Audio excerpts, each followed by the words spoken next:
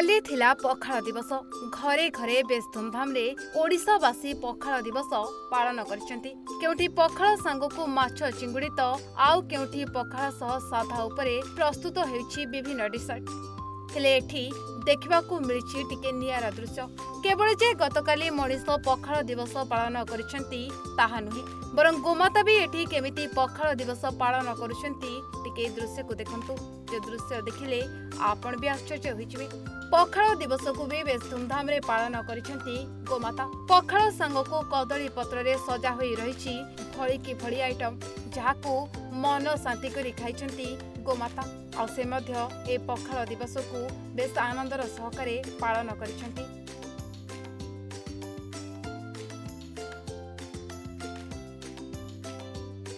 ए दृश्य देखि प्रत्येक ओडिशावासी खुशी हो जाइछंती।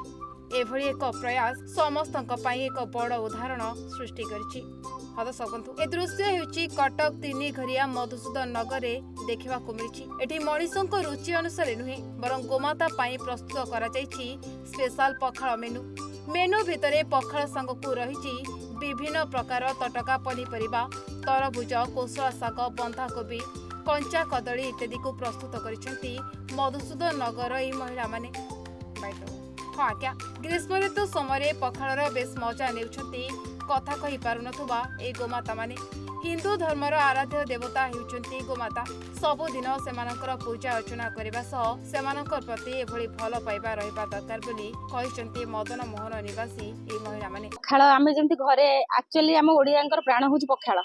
आमे चाहिले आमे निजे जेंति खाउछे खरा प्रभाव ग्रीष्म प्रभाव रक्षा पाइबे, सेंति गाई गोर भी खरा रे बुलचंदी। तांको कथा माने केही भी बुझु नांती। आमे से भाबिल आमे जहा खाउ तांको से मिसिग्री शेयर करिया से पखाल दिछडा। सेति आमे भाबिल गोटे छोट प्रयास करबा तांको संगे मिसिग्री से आमे जेन पखाल खाउछे सेही टाइप रो सब करू। तांको जोटा प्रिय दिनस सब प्रकार पनीपरिबा, तरबुज, कदली आमे जेन पखाल से साइड रे आइटम लगे खा तांको भी इच्छा अछि। आमे जेन तांसे पार्टी खोली पारन कहि पारनांती, सेति आमे तांको आमे जेन खाउ ता साइड रे आइटम भी सब देइछु। सब प्रकार परिया लाउ, कखारु, काकुड़ी, तरबुज, गाजर सब प्रकार देइछु। एठी टाउन जगह रे गां गळी तेले लोक माने बाली पोसिक घरे रखिछि कुंडा तोराणी चोकड़ दाना दउहंती, किंतु आज्ञा रे कागज, जरी, पत्र एठी सब खाउहंती।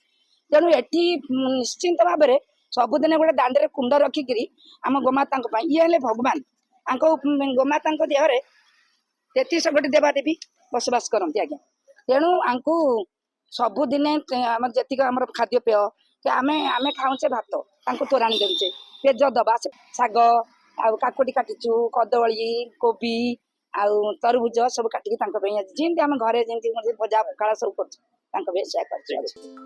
कटक रु बलराम नायकଙ୍କ रिपोर्ट, ओडिशा भास्कर।